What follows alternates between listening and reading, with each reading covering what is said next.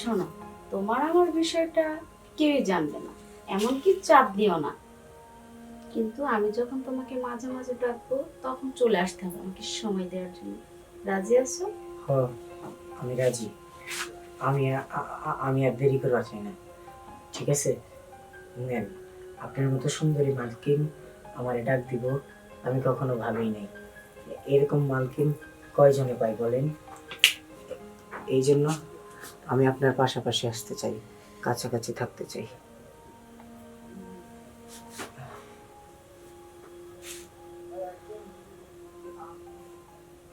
আর তাড়াতাড়ি আয়, অনেক লেট হয়ে গেছে এমনিতেই।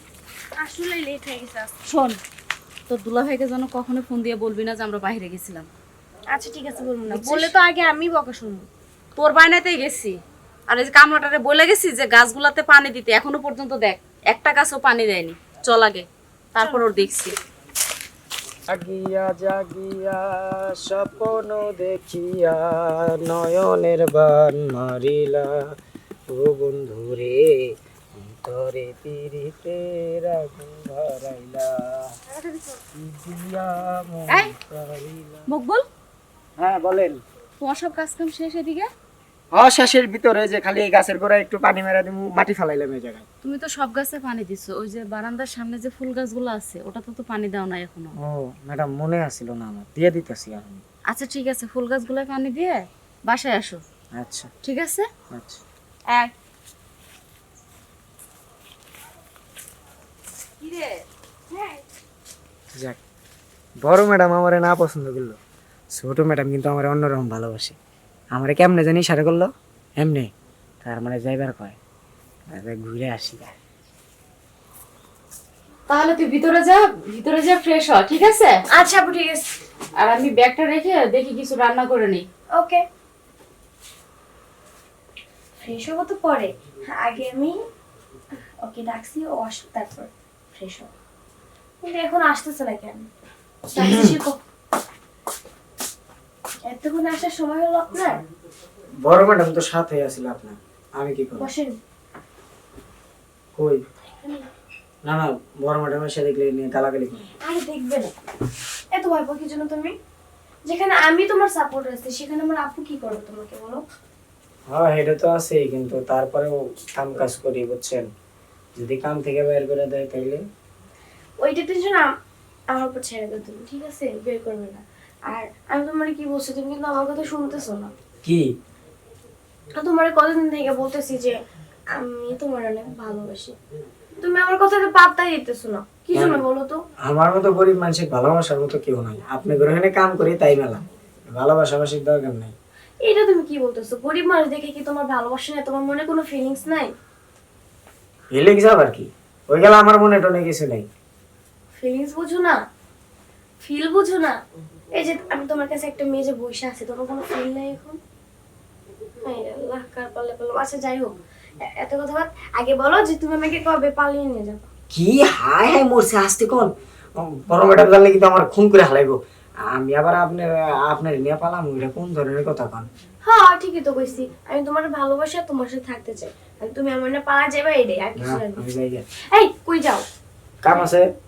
কাজ কাম পরে, আমি কি তোমার ডাইকে নিয়ে আসছি যাওয়ার জন্য? তো কি করবো আমি? কি করবো বলছো না? কি রে চাঁদনি, কার সাথে কথা বলিস? কারোর সাথে না বলো। না তো কারোর সাথে না, এই যে ফোন টিপতেছি। ও আচ্ছা। আমি তাহলে যাই গে। আপনি আমার ভালোবাসেন মানলাম, এখন এই মুহূর্তে এগুলো সম্ভব না বুঝছেন। কি? আচ্ছা তুমি কি বুঝতে চাইতেছো না আমি কি চাইতেছি? দেখো, আমি তোমাকে না অনেক ভালোবাসি, আর তোমাকে না অনেক ভালো লাগে। কেন বুঝতেছো না আমার ফিলটা তুমি? বুঝছি। আমি একটা ভিডিও দেখছি, ইংলিশ মুভি দেখছি, ঠিক আছে? ওর মধ্যে যে গেলা করে ওইটাই তো আপনি চান তাই না? হ্যাঁ এই যে বুঝতে পারছো, তুমি নাকি ফিল বোঝো না? চাঁদনি, ছি ছি ছি ছি, তুই এই বাড়ির মেয়ে সামান্য একটা কাজের ছেলের সাথে? তোর বিষয়টা আমি পরে দেখতেছি, যা বাইরে যা। আরে ম্যাডাম, আমার আমার কোনো দোষ নাই বুঝছেন। ওই ছোট ছোট আবার থাক, আর কিছু বলতে হবে না, যা বোঝার আমি বুঝে গেছি। আচ্ছা বলো তো, ওর থেকে আমি বেশি সুন্দর না? হ্যাঁ হ্যাঁ হ্যাঁ, আপনি সুন্দর। তাহলে আমাকে বাদ দিয়ে তুমি কেন ওর দিকে নজর দিলা? বিশ্বাস করেন, আমি আমি নিজের ইচ্ছায় এই জায়গায় আসি নাই, বুঝছেন? আমি কাম করবার নিছি আর ওখান থেকে আমার টান দিয়ে নিয়েছে। সবই বুঝতে পারছি। তুমি তো জানোই যে তোমার সাহেব আজ 3 বছর ধরে বাইরে আছে। আমারও তো একটা ইচ্ছা অনিচ্ছা আছে। তো সেই ইচ্ছাটা যদি তুমি আমাকে ফোন করে দাও, তাহলে তোমাকে আমি রাতারাতি বড়লোক করে দিব। ইচ্ছা? কি ইচ্ছা? ইচ্ছা বলতে এটাও বোঝো না? আসলে যে স্বামী স্ত্রীর ব্যাপারটা। আমার দ্বারা ওইটা হবো না।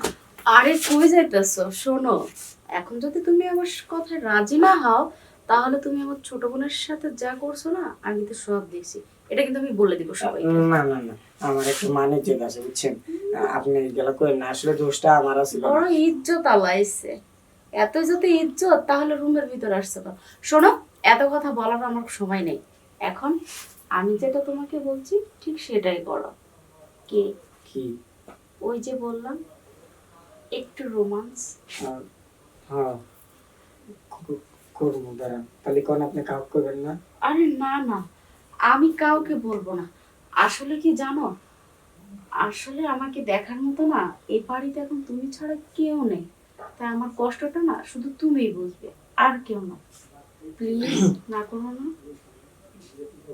আচ্ছা, আর ওই যে তুমি বলছিলে না যে তোমার বাড়িতে একটু সমস্যা আছে, কিছু টাকা পয়সা লাগবে। এখন শোনো, তুমি যদি আমাকে সময় দাও, তাহলে তোমার সমস্যার সমাধান আমি করে দিব। সত্যি? সত্যি? কি বিশ্বাস হয় না? আবার কি?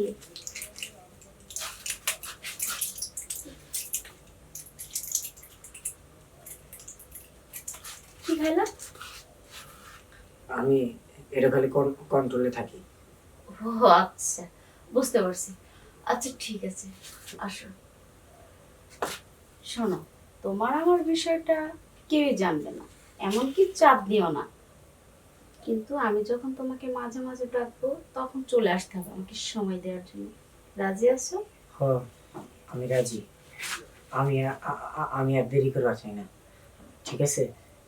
নেন, আপনার মতো সুন্দরী মালকিন আমারে ডাক দিব, আমি কখনো ভাবিই নাই।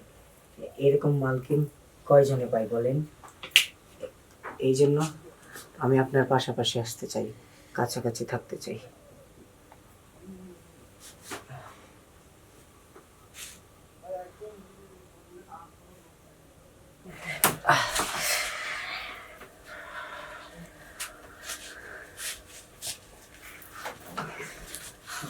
আজকে না আমি অনেক খুশি, আর সেই জন্য তোমাকে কিছু বকশিশ দিয়ে দিব, আর অ্যাডভান্স 15,000 টাকাও দিয়ে দিব। সত্যি? সত্যি। আর শোনো, চাঁদনি মনে হয় বাইরে গেছে, এই সুযোগে তুমি বাইরে চলে যাবো কেন? আপনি আগে যান।